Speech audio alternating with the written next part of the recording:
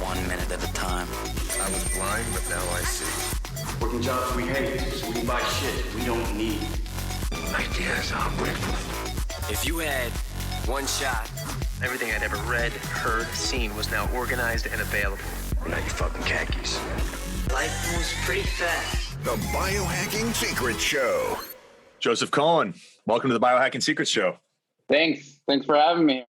I think where we're going to have a lot of fun is that, like, you and I have both seen so many data points and probably gone deeper in a lot of these areas than, the general population for sure. And I'd like us to have some discussions around, like, after having looked at all these different genetic components, which are the ones, when you see someone that's dealing with weight issues or chronic fatigue or brain fog, what are the ones that come up most often? We've got ones that have to do with, like, detoxification of mold, glutathione production. You've got MTHFR, which is like, your detoxification and neurotransmitter production and all that stuff.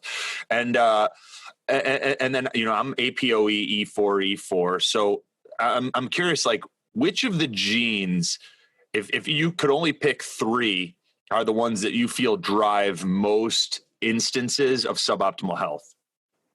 So the thing is that I don't, I think that I don't think it's the best way to look at that. And the reason, I'll explain why. Because we have many, many genes, and we have many areas where these genes can cause malfunctions in our body. Mm-hmm. And the interesting thing that I see is that there are no single genes that are just flooring everybody. It's really very different. It's different for each individual. Each individual has a different set of genes that is causing them to not be optimal in a certain way, right? In a given area.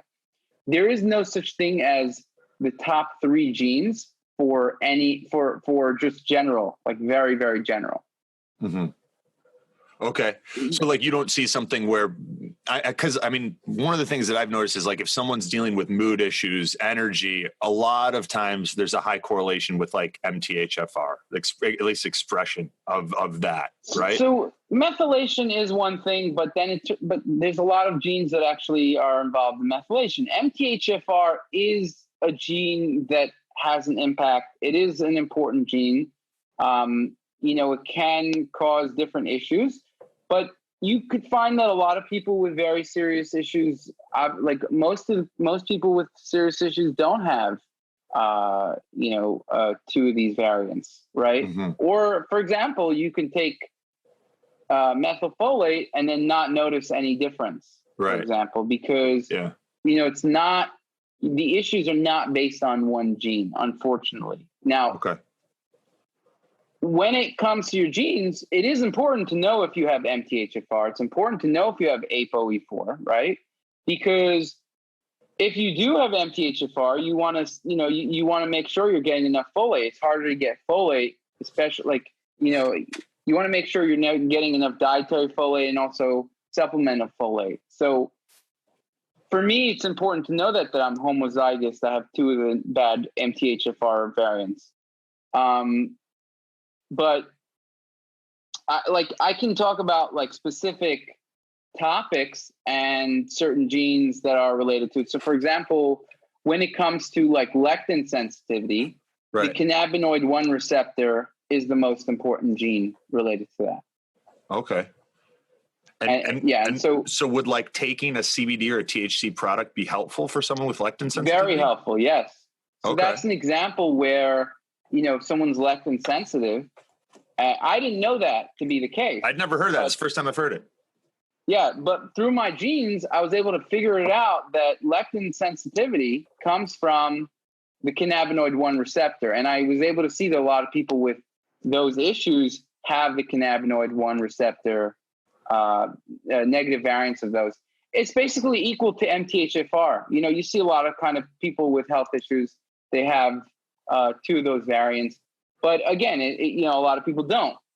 Whereas, for example, if we look at someone like Michaela Peter. One sec, just before we go into more detail, for someone who's not familiar with foods that contain lectins, let's rattle off a few, like legumes, beans is one. What are some other hidden sources of lectins? Yeah. And by the way, it's not only lectins, it's just plant toxins that negatively can impact your gut health. So we're talking about like And Stephen Gundry's plant paradox and some of the things that he talks about in there. Kind of, yeah, exactly. So Okay. We hit on that idea at around the same time, and he went, like I was talking about the lectin avoidance diet. I bought your book on that. Yeah.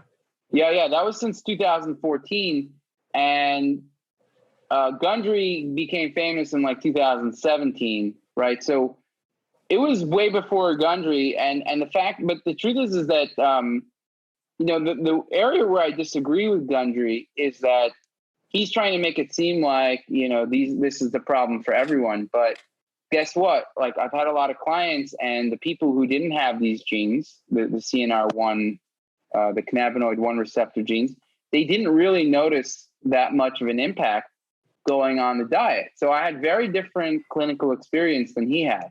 He was claiming that it was 100% cure rate. I only saw that it was curing people who had these variants. Yeah. And so that was very important to know, because it's like, hey, what's the worst? Now, these particular variants that I'm talking about with this cannabinoid 1 receptor are not so common. Maybe 5 to 10% of the population don't have a cannabinoid 1 receptor that's working very well. And I'm part of that, right? So if you have those variants, then you definitely want to focus on that area of for your health, right? Awesome. What are some other examples like that?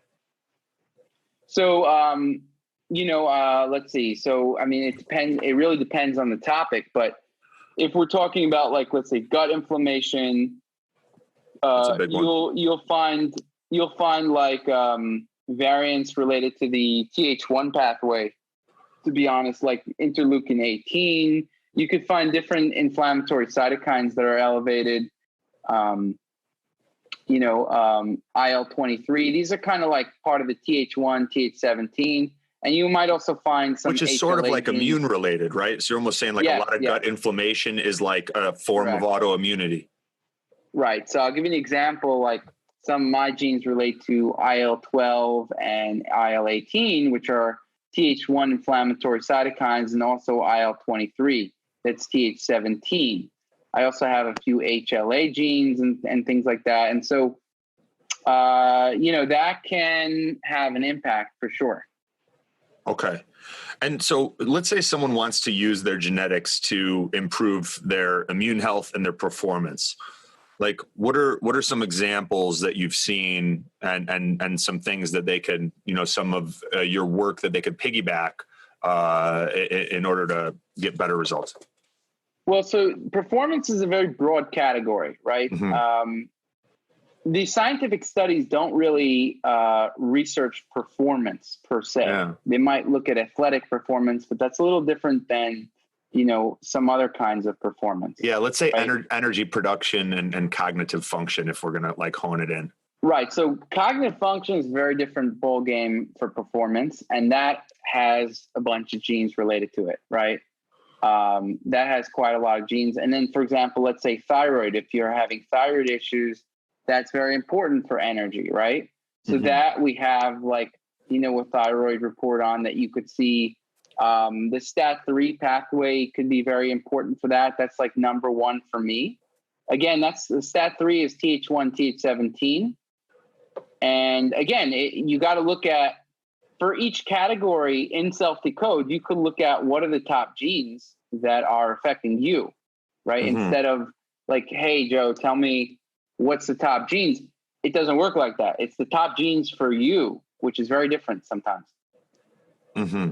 Okay, so someone can take like their 23andMe results and like export them and then upload them to SelfDecode in order to do this? Or how does it work? Correct. Yeah, they could either do that or they could buy a kit from us if they don't already have one. We don't really make money on the kits, but we provide it for people who don't want their data to be sold and things of that nature. Or if they just want a very good, kit that gives them a lot of SNPs. It's better than 23andMe's. So if people just want a good kit, they should go. But if you already have one, you don't need to get one. It's really if you just don't have one. Okay. All right. Nice. So what are some of the things that you saw in your genes, in your genes, like as part of your story, and specific changes and biohacks that you implemented that made the biggest difference? So the CNR1 was probably number one, to be honest. Okay. And the reason is because that impacts gut function, it impacts cognitive function, it impacts, just like basically being sensitive to, a lot of food components. And so that kind of has, it has like it has impacts beyond the gene itself. Like it's really the cannabinoid system is part of a pathway. And so that was a very big one. And then in terms of like, I've been biohacking my mood as well, because I'm always trying to improve my mood.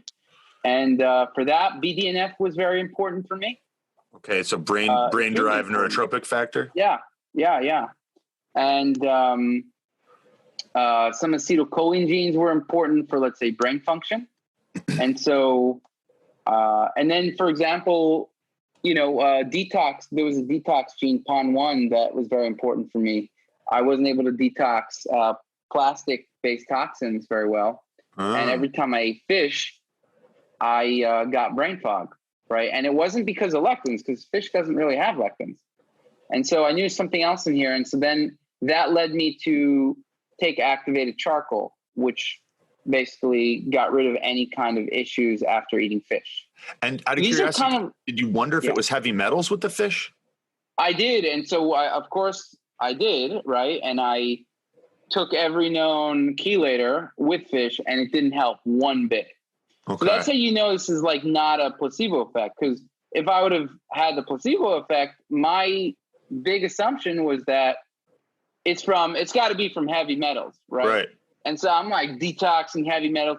Didn't notice a thing, not for the better or worse. And yeah, I was taking everything. And the activated charcoal helped. And you said this was a POM gene? PON, PON1. PON1. Right? Yeah. All right. Nice. So, yeah. For CNRI, was your response taking CBD? CNR1 was taking small amounts of THC, taking CBD, and then also actually it turns out that there's a lot of things that can help with the cannabinoid system. Yeah. And once I realized, like, wait a second, my cannabinoid system is problematic. And by the way, you could also verify it based on your adiponectin. So one thing that Gundry realized is that if your adiponectin levels are high, that could indicate lectin sensitivity. And what I figured out is that it's because of a lower functioning cannabinoid system. Basically, when your cannabinoid system is not functioning well, your adiponectin levels go up. And it's just a proxy of how your cannabinoid system is functioning. And when your adiponectin levels are higher, then you're also at more risk for some autoimmune diseases, which is not surprising because your cannabinoid system is lower. So it's, and I was checking my adiponectin through my labs, and, I uploaded it to Lectin, which is part of SelfDecode now, right? So that's the real benefit of having like this platform that can give you everything in one, the labs, the genes, and then also full access to self-hack, which is now limited. Awesome. So with BDNF, you mentioned that path, or at least increasing brain-derived neurotropic factor. Were you doing that with exercise, or like what was your biohack for that? So here's another biohack based on like genes that are real. So number one is I had a BDNF. Like if we're looking at mood stuff, I had a BDNF gene, and I had this serotonin-related gene that was called 5-HTTL, something like that. And what I realized was, and then there was other serotonin related genes, right? And so what I realized is that I really needed to get sun in order for my mood to be good. And that's, you could say that that's true for a lot of people, but I really, like, if I don't get if I'm not outside for like 2 hours, my mood starts to go down. Mm-hmm. Like it's very, very significant. And it turns out that the sun is really good for BDNF and those serotonin genes. There was actually a study directly found that, you know, people with this genetic serotonin variant, they do much better with like bright light therapy. Like they're going to get depressed if they don't have bright light, you know, seasonal affective disorder, whatever you want to call it. But basically you need bright light. Mm-hmm. Now, again, and this isn't just going out and taking vitamin D supplements. No, absolutely not. Right. Vitamin D didn't help me at all. But if I don't get sun or bright light, forget about sun, just light and it could be even a device, right? But if I don't get that for a couple hours, my mood will go down. What device has helped you? I mean, when I was in New York and it was winter, you know, and it's like raining, I had a bright light device, but the sun is better. I mean, but the bright light device also helps. Yeah. Yeah. Okay, cool. And then for acetylcholine, because like with certain food sensitivities, some people don't do great with eggs. Were eggs your answer for acetylcholine, or were you looking at like alpha GPC or alpha CDP GPC? I'm sensitive. I have an allergy to eggs, and so I you know, basically this is also where it comes. Like I have it's not only that, it's also things that activate the nicotinic receptors. So I have one gene that's pretty bad. It's CHRNA5, which is the nicotinic 5 receptor. And I noticed, you know, good cognitive improvement based on like galantamine, alpha GPC, things like that. It really helps me in a lot of ways. And I'm able to verify that with testing as well. And the way I test that is basically, you know, this is where like lab testing and other kinds of testing come in. So I measure my sleep with, I measure my sleep, right? And I look at my deep sleep and my REM sleep. And my deep sleep is always great, but my REM sleep is always low. And when I take alpha GPC, it goes up and it normalizes, right? So I know from my genetics that I will do well with this, you know, and I experimented and I feel better. And then sometimes I'll forget or whatever, and I don't pay attention, and my REM sleep gets worse. And so then I know, like, oh crap, I need to start taking this, you know, and then it gets better. Did you use galantamine at all for like lucid dreaming? Did you go down that rabbit hole at any point? No, I didn't. I'm not really interested in like lucid dream. Like, I'll tell you why. I've taken these kinds of, galantamine in high doses or huperzine, and it ruins my sleep if I take too much to the point where I need it for lucid dreaming. And you know what? But on the other hand, if I don't take enough of these, right, galantamine or alpha GPC, I won't even remember my dream whatsoever, which is a sign that I'm not getting enough REM sleep. So, you know, I basically weave together this picture of like, I've got my tracker, my sleep tracker. I've got just general information that maybe I'll read on self-hacks, such as REM, acetylcholine is good for REM sleep, or wherever you get that information from. And then on the other hand, I have my genetics. So putting that all together is super, super important. And, you know, and it is tricky because sometimes these things could get complex, which is why our main goal now is to make it super simple for the user. And so, the personalized health blog, we're making all of our features really, really like much more simple so that, you know, anyone could use it. And that's the path we're going down now, is keep on making it simpler so that people can, you know, put this thread together. This episode of the Biohacking Secrets Show is brought to you by Veritas Farms and their full line of CBD products, CBD standing for cannabidiol. Now, we are real excited about this partnership because Veritas means truth in Latin, and we are big believers in bringing you guys the truth, not just through this podcast, but by making sure that any products that we share or that we bring on as sponsors are products that we personally use, believe in, and endorse ourselves. And that is the case with Veritas Farms and their full line of CBD products. The reason that they're so great, they are full spectrum hemp products, meaning that they have all of the beneficial phytonutrients that you get in a quality CBD product. 99% of the CBD products on the market are CBD isolate, and they're just being resold, meaning they're coming from a few small manufacturers. They've only got one tiny part of all of the important phytonutrients that you need to get the benefits you want from a CBD product, and they're just a bunch of different companies reselling them.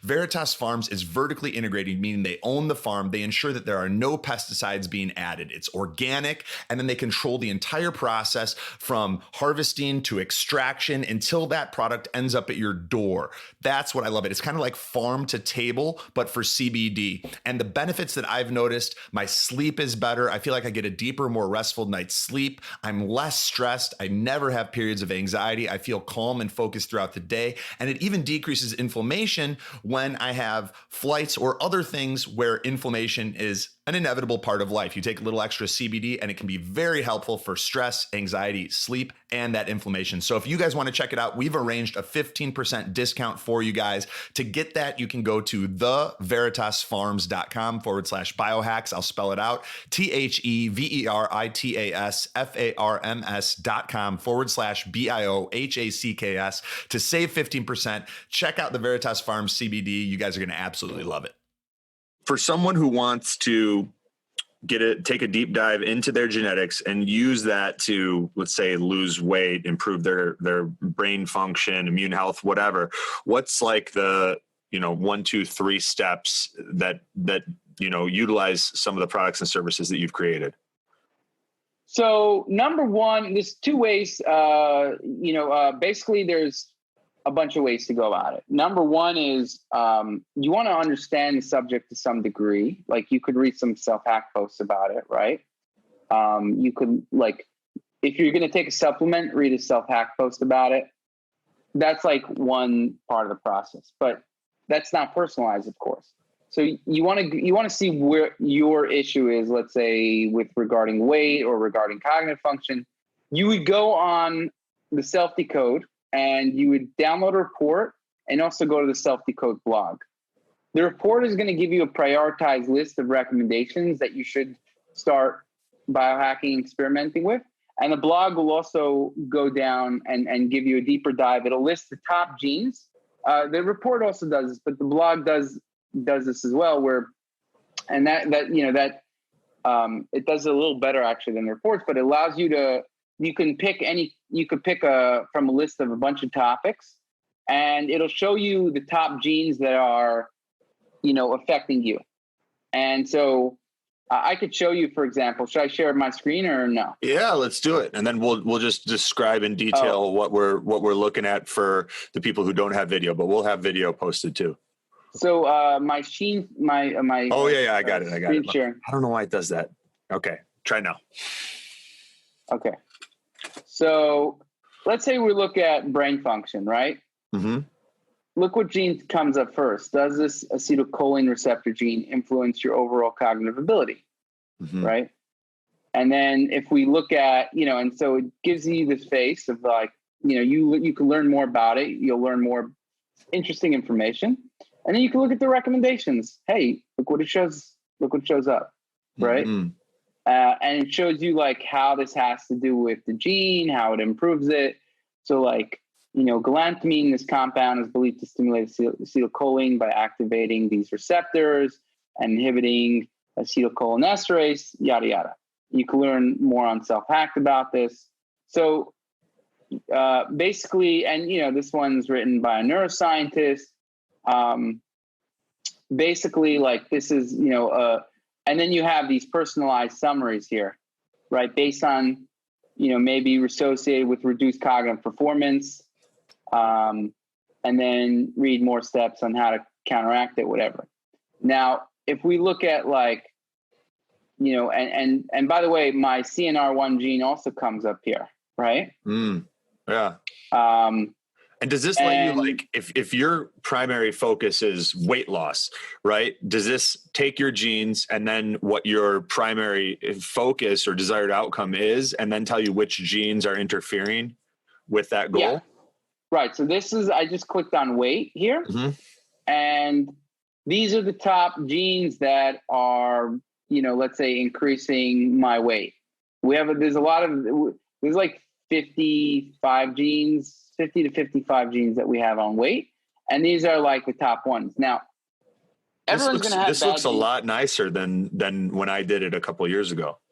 Yeah. That's what I'm saying. We're really focusing on making it more user-friendly, right? So you could also look at it in two different ways. This way, you know, is a bit different. And so like this one is related to leptin. This one's related to a cytokine, IL-1B, IL-6. This one is related to lactose.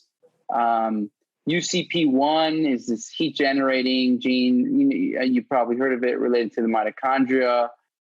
There's basically a whole bunch of genes, and it keeps just going down based on it. The number one would be this one. What was that gene that you said related to mitochondria? Was that the UCP1? Okay. Yeah, and also UCP2. No kidding. All right. So what came up for you now that we're looking at this? What was like your number one thing that was showing? If you were struggling with weight, this would probably be one of the genetic factors contributing. Yeah, UCP2. So number one is I look at my UCP genes, 1 and 2, because it comes up with a red face on both of them. And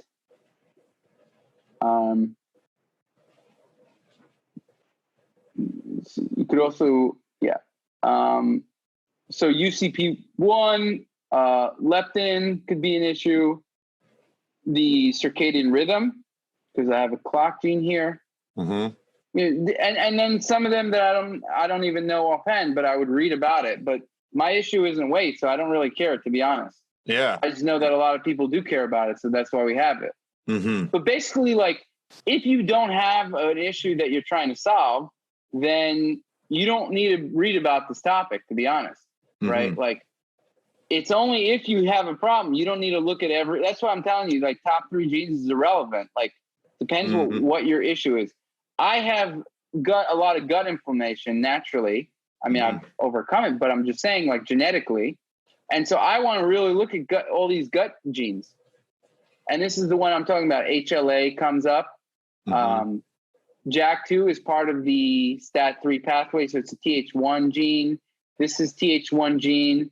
And you could read. So this is also Th1 gene. You know, this one is a serotonin gene in the gut. Which gene is associated with like zonulin production?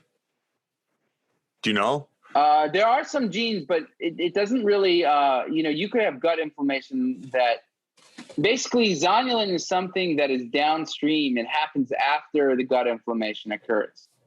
Right. Okay. So it's not necessarily having a causal effect. It's like, exactly. If your zonulin levels are high, it's probably because you're dealing with gut inflammation. Right. Exactly. And then from your experience, so this is also a Th1 gene. So if I actually look at it, this one is also like, if you have low levels, which that's what this is. So if you look at it, and this is Th17, like I said, I have a lot of Th1 and Th17 genes that have to do with gut inflammation. And then do you feel like this is something that, I mean, how much of this is, you know, someone who we've both learned a good amount from, Dr. Jack Cruz, like, well, I've learned a lot from him. I don't want to project onto you, but how much of this do you feel is like you're born with it and these are your genes versus genetic expression? I know he feels like 1 or 2% of real health issues are derived from genetics.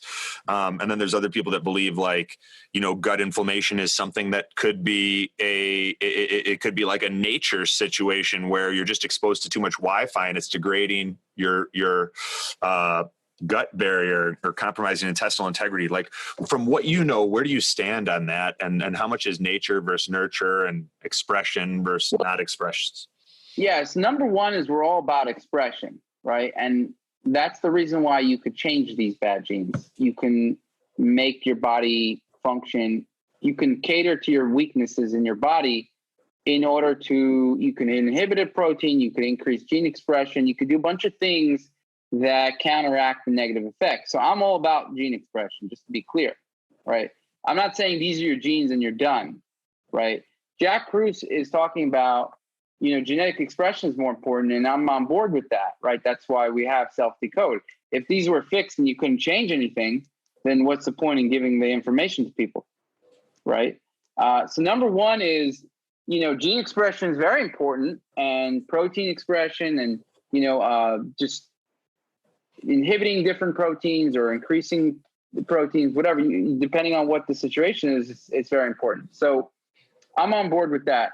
In terms of genetics being very low impact for different things, that's proven false by thousands of scientific studies. Every scientific study will show you can actually tell how much something is impacted by your genetics. Like they're able to tell that in scientific studies.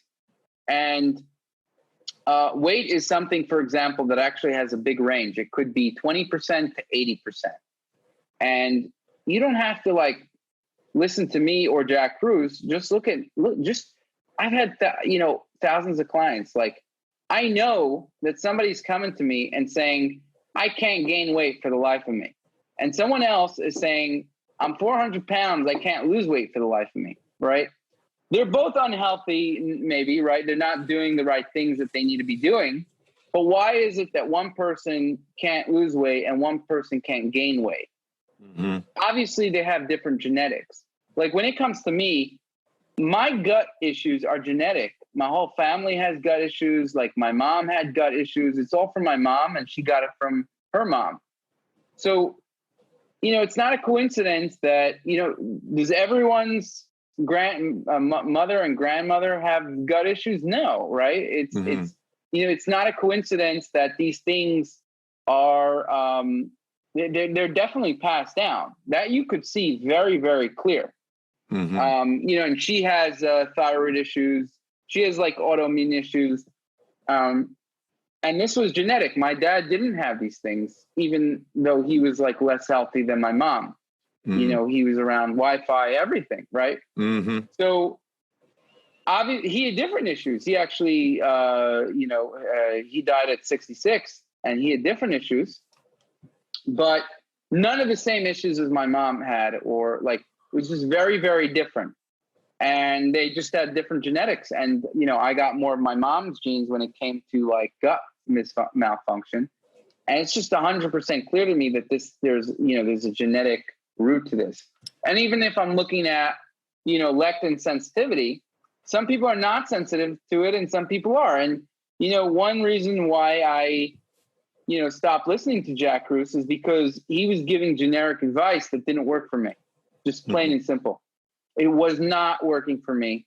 And some of the things did work, of course, but, anyone who gives, he's telling you healthy stuff to do. So you do everything, you're good. But I literally did everything to the T. And some of the things he was focusing on just didn't work for me.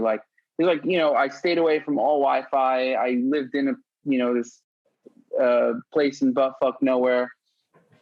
And I went to the Panhandle, which he said is the best area, the best magnetism, this, that, and the other. It didn't work though. If I ate lectins, I was floored. And he's like, oh, lectins don't matter, this, that, and the other. It's just apparent that it just didn't work for me, right? Right. And that's where we get to individual differences. He's going based on, he had a weight issue. He wanted to lose weight. And what's working for him, he's obviously different issues. I've never had that issue. Why was he obese? But he became a neurosurgeon. I couldn't get through school. My brain was malfunctioning, right? Obviously, we both have very different issues and we have very different genes. Yeah. And there's going to be some things that are just generally healthy that if you do, you're going to feel better, right? Yep. But when I focused on the things that he said, it just was way more effort, way more work, and less benefits than what I'm doing. Right. I gotcha. Now I live in a big city. I'm exposed to tons of EMFs, and I'm way healthier than I ever was. I'm actually not keeping to my circadian rhythm. Again, that's a very healthy thing to do. I'm a big fan of that, but I'm still much healthier than I ever was. Right. Meaning I'm much healthier. Now, again, I'm even healthier if I keep to my circadian rhythm. I do X, Y, Z.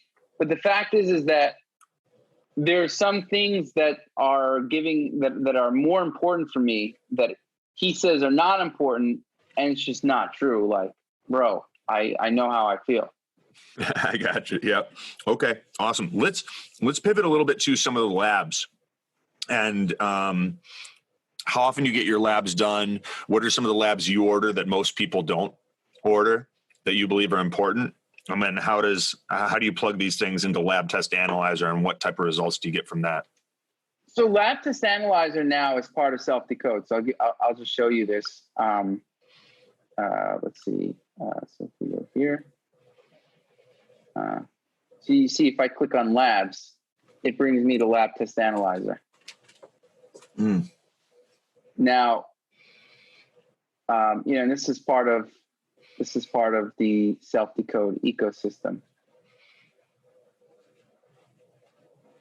Let's see, but this account I actually didn't upload any results. I have different accounts with results, but essentially I test out like 20 different accounts since I'm like I have a bunch of different accounts on SelfDecode because I'm always testing different things out. But essentially it's part of the SelfDecode now. You see it's like, and this is a really, really good platform, the Lab Analyzer. So basically I was able to, I uploaded all my labs and I was able to figure out a whole bunch of things from them, like how to improve my health even more. So number one is it turned out my LDL was super high. And I felt good, but I didn't want to get a heart attack because that runs in my family also.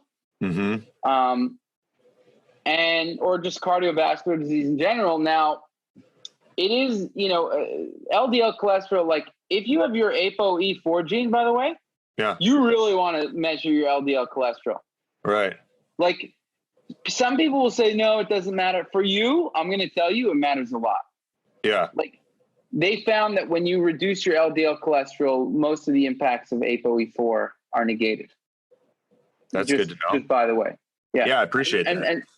And by the way, we have like these reports. So these are the reports that I was telling you about. These are one of the things you want to do. And for example, we have an ApoE report. And so you want to check that out and look at all the recommendations there, because that's going to be very important for you. Might not be important for Jack Cruz if he doesn't have that gene, but it's important for you, right? And a lot of things are going to be things you're doing anyway, but it's good to know that, hey, every time you take DHA, that you're also benefiting your ApoE gene, right? So if we go back to so in terms of the lab stuff, I noticed that there was my LDL was out of whack, and then there were there's a lot of there were various labs that my T3 used to be out of whack. I had low T3, and then I got it to optimal. And sometimes people don't if you go to the doctor, they'll only check TSH. You want to make sure you're getting your T3 checked because my huge. TSH was normal. And the total and T3 are really, really important. That had a very big impact on my health. I usually get sometimes I'll get thyroid antibodies, but only sometimes. All the time I'll get thyroid stimulating hormone, T4, T3, reverse T3. Do you remember at the time that your T3 was low, was your reverse T3 high? I know that's reverse super niche. T3. No, I did. I always check my reverse T3. My reverse T3 was not super high. No. Okay. All right. That's interesting. Because we've had a lot of the same like symptomology throughout our health journey. And so I was curious how nuanced the patterns got, you know? No. I mean, first of all, that could also change a lot. Like that did fluctuate because if you're stressed, for example, if your cortisol is higher, your reverse T3 is going to go up. Mm-hmm. Right. And so, that's important. I want to, if I could, I want to go to, I have so many different lab test analyzer accounts. I got to figure out which one is the one that I uploaded most of my labs to. Yeah, I'm excited to dive in and check this out. Like none of this was here. I mean, I'm seeing reports on thyroid, longevity, ApoE, MTHFR. So like, are those sort of taking a look at all of the research on people with those genes? What's had the most positive correlations and shifts? What's definitely a no-no or a thing to stay away from, and then putting it in like a simple report so that they could take action on it. Yeah, exactly. That's what it is. That's what we're doing. Yeah, no, it looks fantastic. When you're working with someone who's got let's just call it like mystery illness, right? That they're not feeling good. They're not thrilled with their body. They feel gross. Maybe they're not. Maybe other people wouldn't say that they're overweight. But they feel gross in their body. Their energy is low. Dealing with let's just say it's like slow brain. Their brain feels slow. What are the labs you're like, we got to get these labs. We got to look at what's going on with you. So that's actually a really good point because we created a doc in Lab Test Analyzer, it'll tell you which labs are basically for each topic. But let me share my screen. Yeah. Is it stopping you? No, it's not stopping me. I'm going to share it again. I just wanted to look up my password for different Lab Test Analyzer accounts so I could show you what it's actually like. Oh, this is sweet. So it says have brain fog, get these lab tests, and you've got these are the lab tests for brain fog, and that's an opt-in. We're giving all these opt-ins on SelfDecode. So if you visit there, it's gonna all be on there.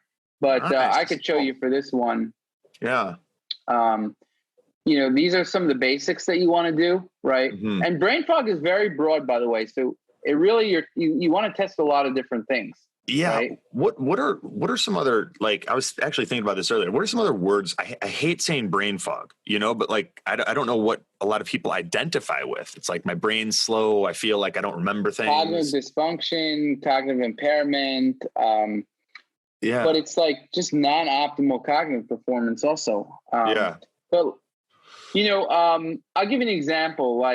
We have someone in the company that had a lot of brain fog that was as a result of low estrogen and high testosterone. So she's a girl, and you don't want to have high testosterone as a girl and low estradiol. So this is what was causing her brain fog, right? Mm-hmm. Whereas other people, it could be T3 or thyroid hormones, right? Mm-hmm. And then other people, it could be iron, or they're deficient in one of these nutrients like zinc, mm-hmm. B6, folate, B12, magnesium. Mm-hmm. Then there's it could be hypoglycemia. It could have to do with blood sugar. So you want to check out those mm-hmm. markers, right?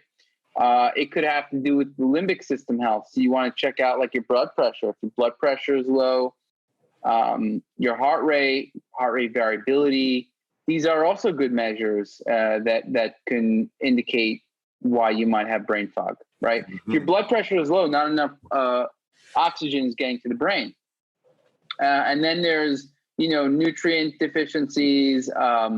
It could be your antioxidant status is not good, which is why some of these tests like albumin is good, globulin. It could have to do with oxygen saturation. And then let's see. And then it could have to do with heavy metals, right? Mm-hmm. GGT is a measure of oxidative stress. That's a really good one that a lot of people don't test for. Very, very important. If you want to know how you're, it's an easy test to get. Albumin and GGT are two really good tests for knowing how your antioxidant function are doing, if they're if they're not in the optimal range, according to Lab Test Analyzer, you want to really fix that.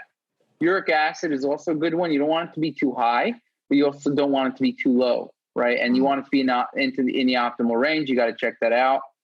Okay. Ferritin, there's different inflammatory markers. Ferritin actually checks for inflammation. It could also check for low iron. So you don't want it to be too low, which indicates your iron status is not good, or too high, which indicates you have inflammation, right? So there's an optimal range for all these, and that's what Lab Test Analyzer is there for. It tells you the optimal range. It allows you to track it over time. So you have this one information system that you can upload your labs to, and every time you get labs done, you keep uploading it. So very, very important. We wanted to make sure that all our SelfDecode subscribers had it, so we connected the two, right? And this was not part of SelfDecode before, but as you could see, it's like you want to know all this information. If you want to check out your CRP. If you're having any kind of antibodies, that's a signal that you're having inflammation. Your white blood cells, you don't want it to be too high or too low. And then your iron markers can tell you if you have inflammation. Your heart rate variability. You want to check out different inflammatory markers, right? Yeah, this is interesting because I'm hearing from more and more people recently that their bodies hurt, that they feel inflamed, and like a lot of them, there's some of them are familiar with like high sensitivity CRP, but it definitely seems like a lot of inflammation is lifestyle driven.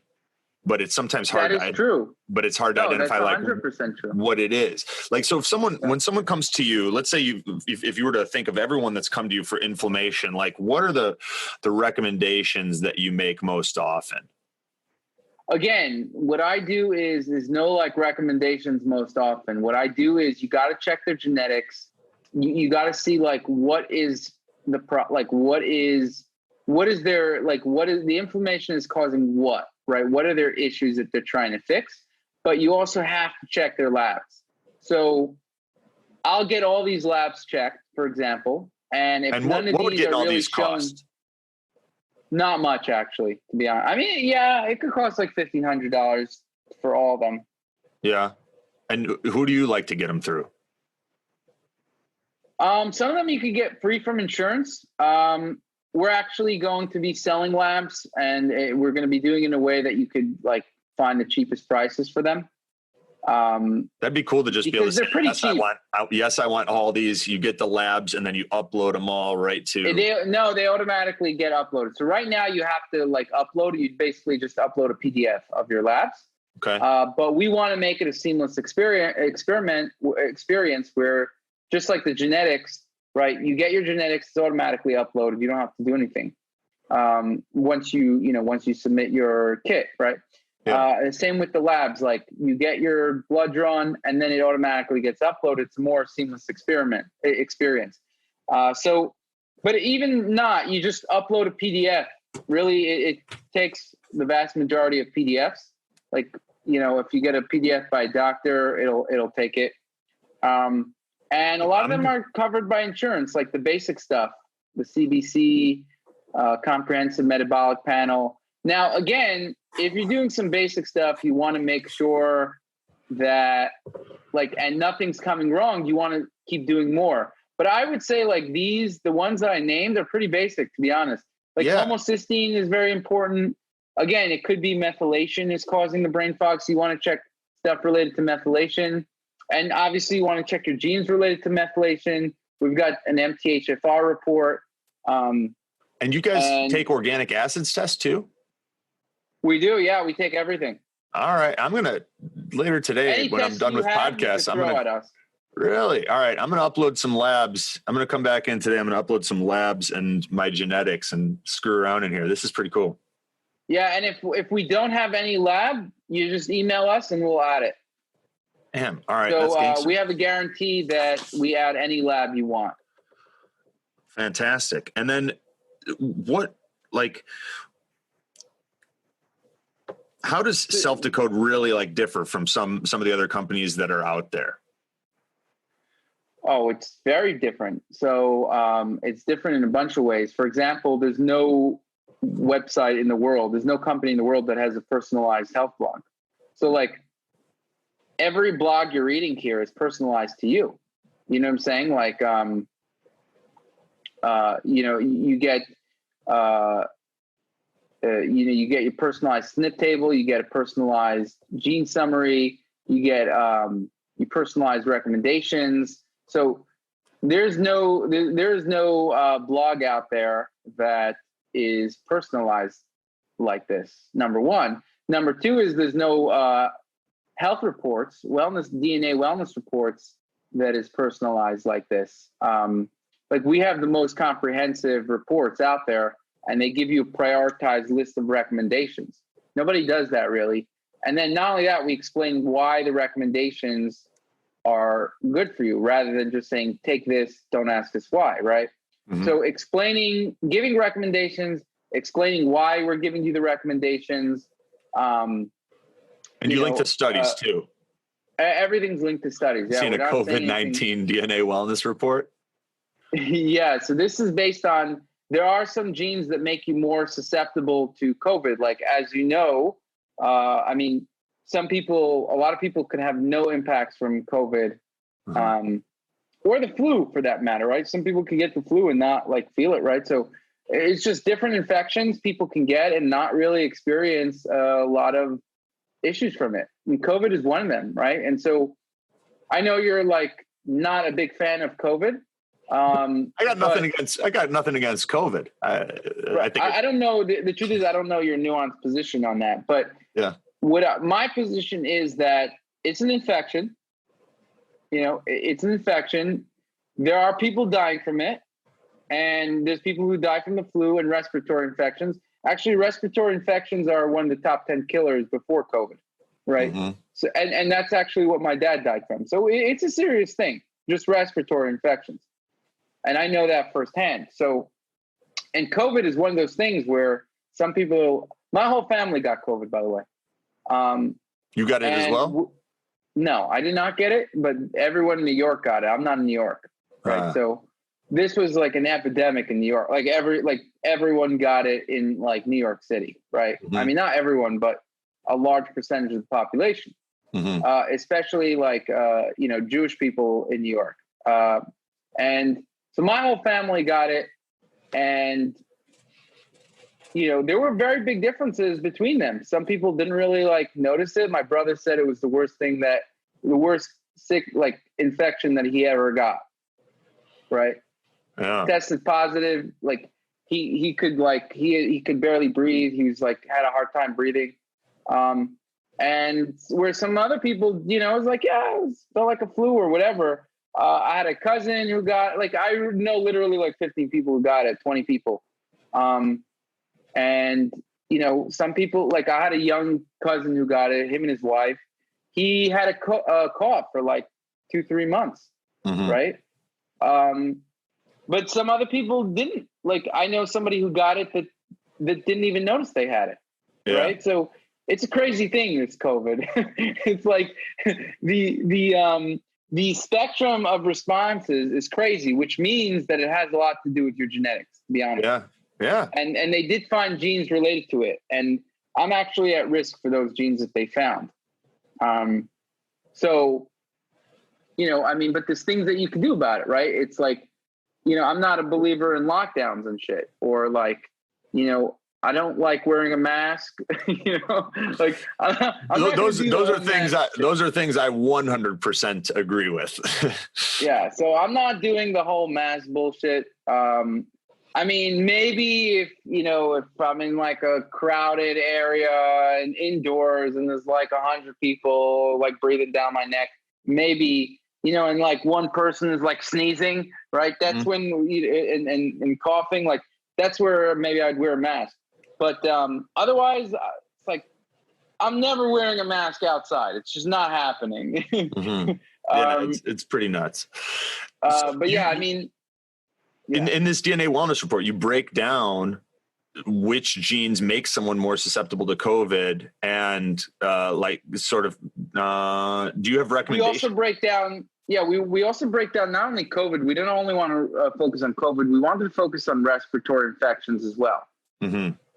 So it's COVID and respiratory infections, because they have a lot in common. Like, again, there's a lot of people that just, can get hit harder by certain infections. The goal is to improve your immune system. That's the goal of this report, in a way that makes you more resilient to infections, respiratory infections. Because again, nothing to do with COVID. You don't want to get a flu and just come down sick for 2 weeks, right? You don't want to be knocked out for 2 weeks. And, that's happened to a lot of people, right? So that's not bullshit.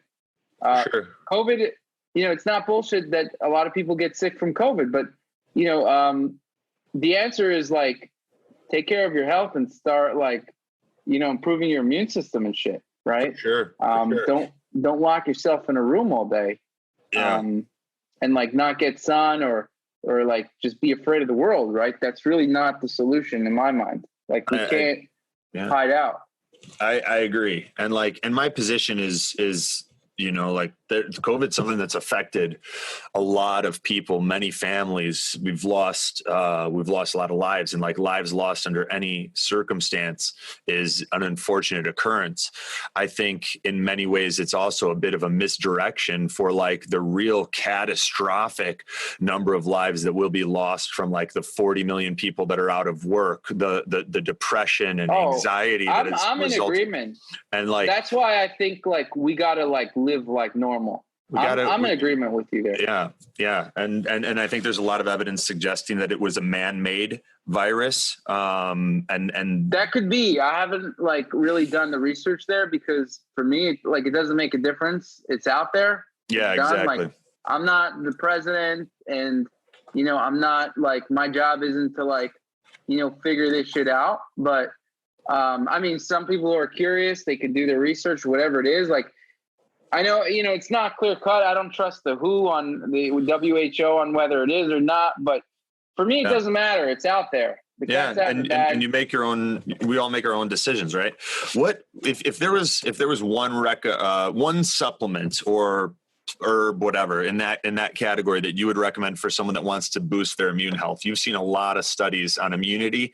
What would that one supplement be? Because you get the sun. Probably, yeah. So there's different. Again, it comes down to your genetics as well, but zinc would be very high up on the list. Vitamin D and zinc. What form and what dosage? So I think the lozenges are good. Zinc acetate is probably the best. Gluconate works as well. And I'll take the lozenges, 5 milligrams at a time. I actually like that better than the pills. Yeah. And do you do life extension with that? That would be the best one. I haven't done that just because they keep on being sold out. Yeah. With all this, it's sold out. But I'm every time I try to look for them, I try to get that one. It's just sold out. That's a good one. Nice. Okay. So for some, and I guess last two questions, what type of person typically gets SelfDecode and lab test analyzer and utilizes those different services? Describe that person. So it's a person who wants to optimize their health, and they're willing to be proactive about it, right? They want to read more about how their body is working in a given way. Mm-hmm. And they're the type of person who gets lab results done, right? They might, maybe even just once a year, but they're interested. They're interested in their lab results. They're interested in understanding what their genes say, and they're willing to read a bit on it, right? It's not, you got to read a little to you got to be willing to invest energy in yourself. Yeah. You can't just be okay, all right, I'm on SelfDecode. I'm going to go to sleep right now. I'm not going to read anything, right? You got to read a bit. You don't have to read every single thing, but you got to see what are my recommendations. Got to roll up your sleeves and get into it. Yeah. Get a little dirty. Over time, we're making it easier and easier so that you could be lazier about it. We're going to be making a mobile app. We're doing a lot of stuff so that, because we realize a lot of people are just not, they want the clear-cut answers. Okay, what do I do now? What do I do now? What do I do now? here you have to read a bit, right? So I'm not saying not. You gotta read a bit, but we make it pretty easy for people. Awesome. Guys, go to SelfDecode.com, check it out. There's a ton of amazing information for free on Self-Hacked, and I've used that as a resource. But I mean, I was one of the first buyers long before Joseph and I even talked of SelfDecode and Lab Test Analyzer. Fantastic platforms. And what I'm looking at today as we're having this conversation is like another level from where it was at when I first did it. So if any of this stuff interests you and you want to get a better understanding of your genes and improve energy production, your body, your brain, go to SelfDecode.com and check it out. And Joseph, where can people go? Where should they go to stay up to date with other things you're working on and cool projects?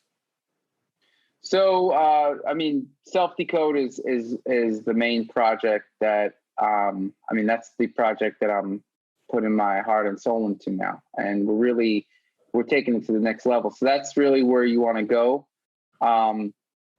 Yeah, I mean, you can go on Self-Hacked and like getting on our email list is also good. We give a lot of great information about different topics. You know, ever since Google basically shadow banned Self-Hacked, I was going to ask you about that, man. With all this stuff, I was going to ask you because I was like, how the heck has our site, all these other sites been shadow banned, and you have all this awesome information and you haven't gotten banned by the medical mafia?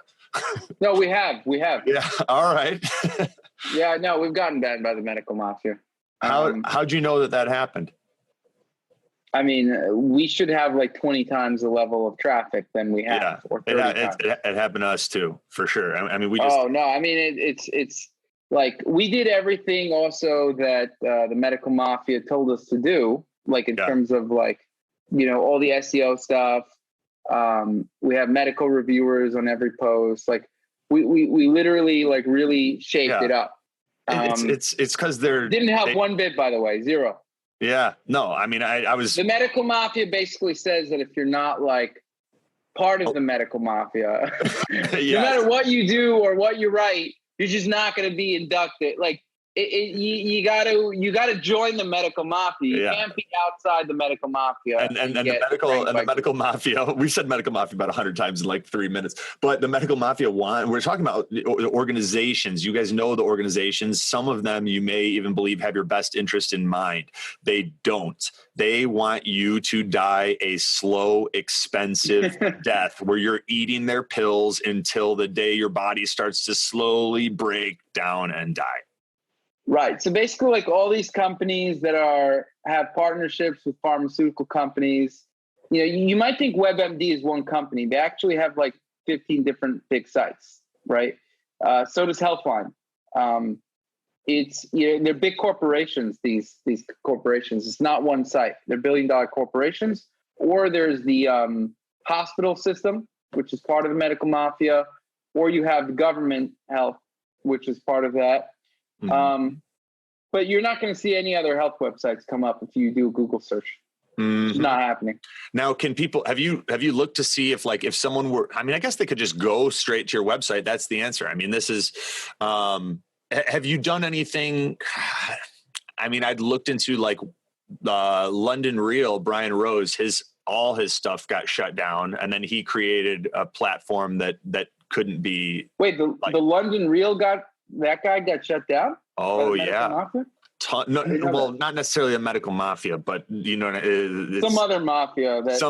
Actually, no, it probably was because the PC mafia. It was when it actually started when he interviewed David Icke, and David Icke started talking about the connections between COVID-19 and 5G. And then when that interview went live, they shut down his stuff. YouTube channel like restricted, couldn't do any lives or anything like that. So yeah it's all the same people fucking with all this stuff. So basically, So look, basically what we had to do to survive and thrive is like, look, we want to give our information free to everyone, right? That's what Self-Hack was about. We can't do that with SelfDecode because it requires a lot of resources. Self-Hacked also does, but if we're getting a lot of traffic, we could at least pay for it that way. The problem is that when the medical mafia takes away your traffic, there's no way we can sustain that. Like, so what we have is basically, a subscription service that you get all of our services, Self-Hack, SelfDecode, the Lab Analyzer, and you get all that and all the updates, and it's separated from the medical mafia. We're not reliant on the medical mafia or any kind of mafia. And I think that's important because, right now, if you look at the landscape, they're just shutting people down left and right. Mm-hmm. Like you mentioned one thing about COVID, Facebook shuts you down. Yep. I posted some information from, what is it?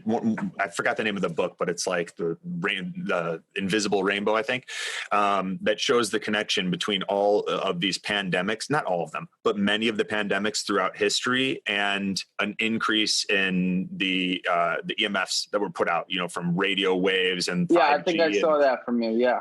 And, this straight out of a well-researched book, and everything checks out if you look at the dates, and it's taken down and, taken Instagram. Yeah. Fact checked. It's Instagram. Was that on it's Instagram Facebook. or Facebook? Both. Yeah, both. Right. So I understand what you're dealing with. And I think this is, just as much now more than ever, like people who believe in having autonomy over their body and their health, like support people like Joseph that are working on these projects and have dumped a tremendous amount of money into them, probably not even thinking about the fact that there could be a medical mafia involved that could be like, oh, if you do everything right and build it and you're planning on this amount of traffic, nope, we're going to take it all away.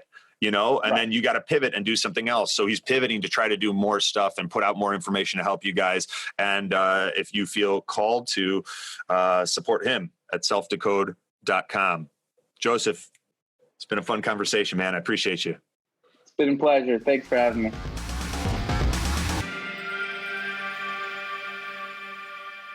What's up, guys? Anthony here, and thank you so much for listening to this episode of the Biohacking Secrets Show. One of my favorite things to do is helping men and women like you feel what it's like with the body you've always wanted and all-day energy that starts the moment you wake up and doesn't quit. Over the past decade, we've created a proprietary health assessment that helps me to identify the unique toxicities and deficiencies that may be holding you back from the life that you deserve. And what we've discovered in doing this with now thousands of CEOs, executives, professional athletes, businessmen, Hollywood celebrities, and entrepreneurs is that there's always room for improvement and optimization. Whether you're already performing at a high level or you have that feeling inside your heart that you're capable of more, the single fastest way to unlock your potential is to upgrade your mind and your body. And there's no program on earth that does that faster or to a greater magnitude than our one-on-one consulting program at www.biohackingsecrets.com/coaching. We start with our proprietary health assessment that screens you for vitamin deficiencies like A, D, magnesium, iron, etc., high cholesterol and heart disease, high blood pressure, digestive disorders, hidden infections like Lyme, Epstein-Barr, parasites, SIBO, Candida, and more that can just drain your energy in the background, especially if you don't know about them. Anxiety, depression, and cognitive disorders, autoimmune disease, adrenal fatigue, thyroid issues, mold toxicity, heavy metals, environmental toxins, and other genetic risk factors like MTHFR, APOE status, your glutathione production, and many more. We even recommend the specific tests that I use with my one-on-one clients if they're relevant for you in figuring out your biological age and identifying those key areas and opportunities that can take your life to the next level. From there, we create a customized game plan along with a personalized supplement protocol to help you optimize your weight and energy at the cellular level. And for our platinum clients, we even include a personalized workshop with me in Delray Beach, Florida. Most of the year, this program's full with a waiting list, but we just had a couple spots open up and I wanted to offer them to the listeners of the Biohacking Secrets Show first. So if you're interested in seeing what it might look like for us to work together, head over to www.biohackingsecrets.com/coaching. That's www.biohackingsecrets.com/COACHING and fill out the short application form. If you're pre-approved, you'll be given the opportunity to book a time to connect with someone on our team and see if it's a fit. Thank you so much for being a part of this community, and I look forward to potentially going on this journey together.